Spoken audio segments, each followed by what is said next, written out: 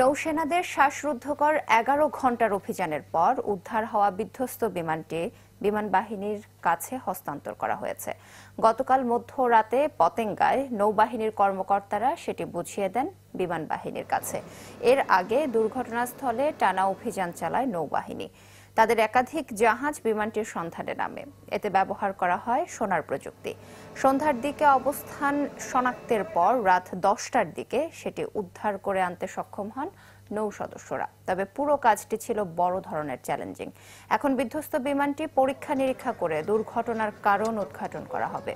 গতকাল সকালে উড্ডয়নের ২২ মিনিটের মাথায় ইয়াক 130 মডেলের বিমানটি কর্ণফুলী নদীতে বিধ্বস্ত হয়। প্রাণ হারান copilot squadron leader Asim Javad.